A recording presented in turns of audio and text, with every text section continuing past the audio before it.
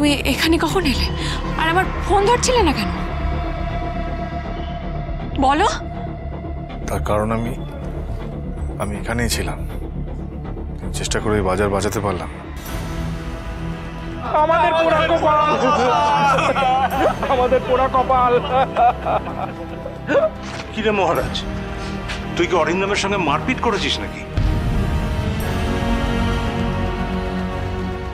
হ্যাঁ বাবু, আমার গুন্ডারা আমাকে কাবু করে ফেলেছিল প্রায়। তাই জন্যই আমি এসব বাঁচাতে পারিনি আর কি। ওরা কি তোমাকে আঘাত করেছে? হ্যাঁ,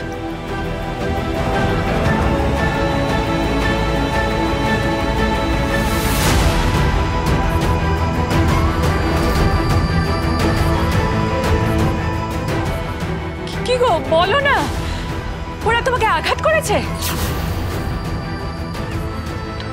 তোমার ব্যথা লাগেনি তো? কি গো বলো না। নিশ্চয়ই ব্যথা লেগেছে, বলছেন অ্যাংরিম্যান লুকোচ্ছে। এই মেজদা, তোর লেগেছে? কোথায় লেগেছে বল? কি রে বল না। বলো না কোথায় লেগেছে বলো। মহারাজ বল না কোথায় লেগেছে। বল না মেজদা। হ্যাঁ, মাথার পেছন দিকটাই, ঘাড়ের কাছটা একটু আঘাত লেগেছে।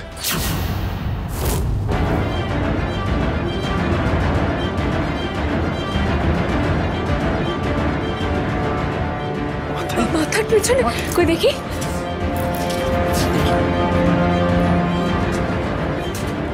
মা সিদ্ধেশ্বরী সহায়, তাই তোমার বড় কোনো ক্ষতি হয়নি।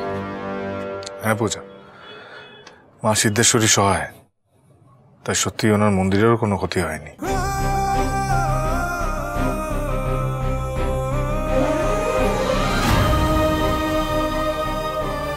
তাই তো, মন্দির তো একেবারে অক্ষত আছে। পূজাদি, কোথাও একটা দাগ পর্যন্ত লাগেনি। তাই তো, জয় মা সিদ্ধেশ্বরী।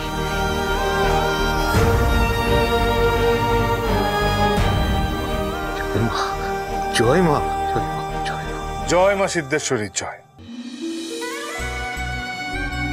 জয় মা।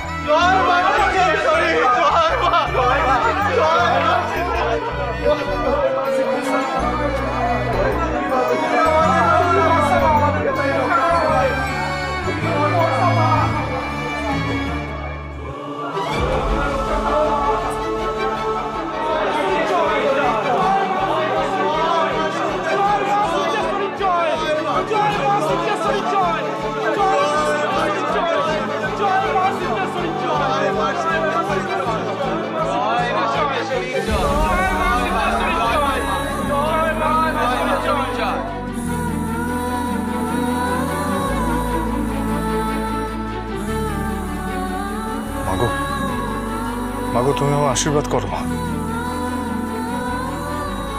আমি সকলের দুঃখ দূর করব, সকলের দুঃখ।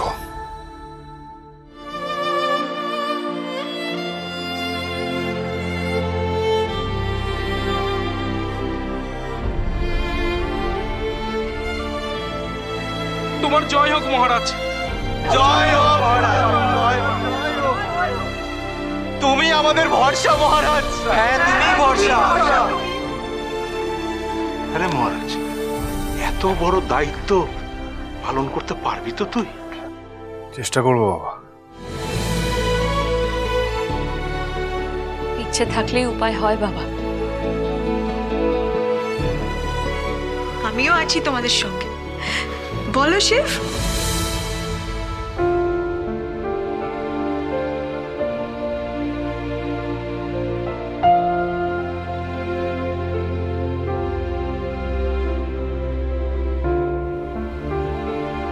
আমার মহারাজ একাই 100।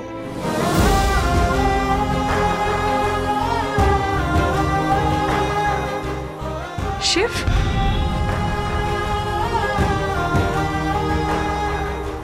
Chef, chef, chef, chef. বাবা, আমার উপর ভরসা রাখো বাবা। আর পূজা, আমার উপর আস্থা রেখো। আমাদের সবার তোমার উপর সম্পূর্ণ আস্থা আছে মিস্টার মাথাগরম। আমি পারবো, আমি মায়ের আশীর্বাদে নিশ্চয়ই পারবো।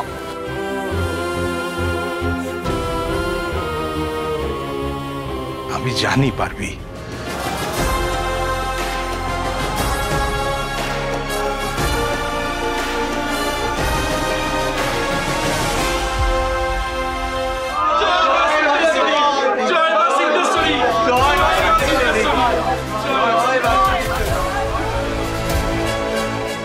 এটা কলিযুগ মহারাজ।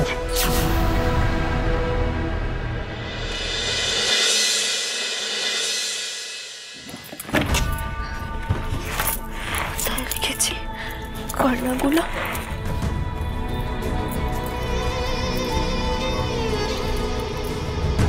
এই তো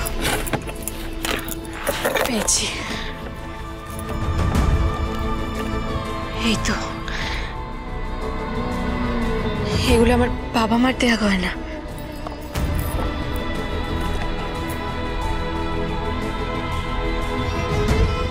আর এগুলো তো মুখার্জি বাড়ি থেকে দেওয়া গয়না, আশীর্বাদী গয়না। এগুলো আলাদা করে রাখি। পূজামা মহারাজ ফোন করেছিল বুঝলি, বললো থানায় ওই অরিন্দম চট্টরাজের ব্যবস্থা করতে একটু সময় লাগবে, তারপর ফিরবে।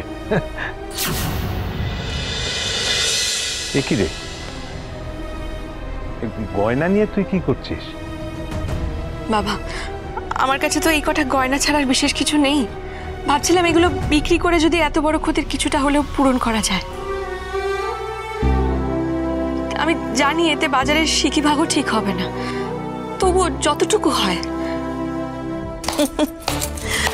তো নবাব বলি, বাপের বাড়ি থেকে কি গরুর গাড়ি বোঝাই করে গয়না এনেছিলে যে আমার গয়না করছো? হ্যাঁ,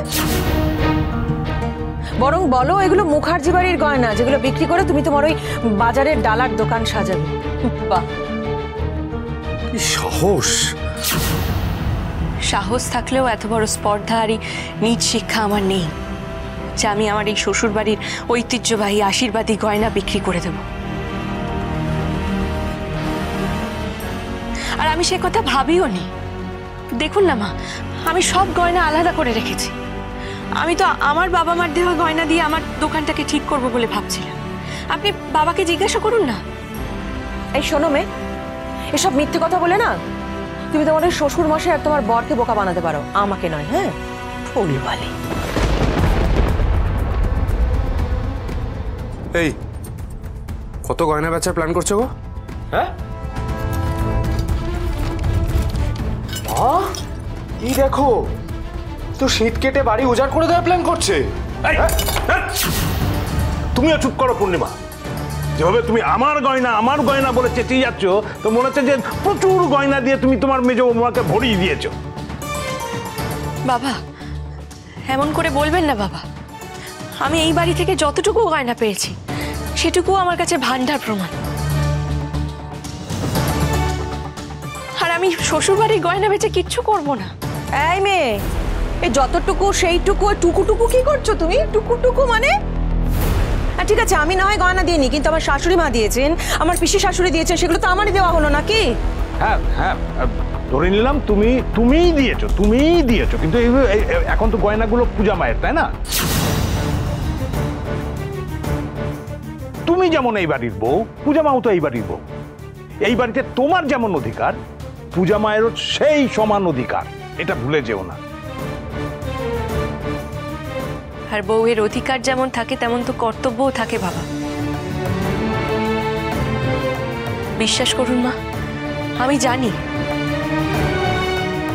এই বাড়ির ঐতিহ্য সম্পদ রক্ষা করার যেমন আপনার কর্তব্য, তেমন সেসব কর্তব্য আমারও আছে। করি না বিশ্বাস, বিশ্বাস করি না। বিশ্বাস করেন না? না, করি না।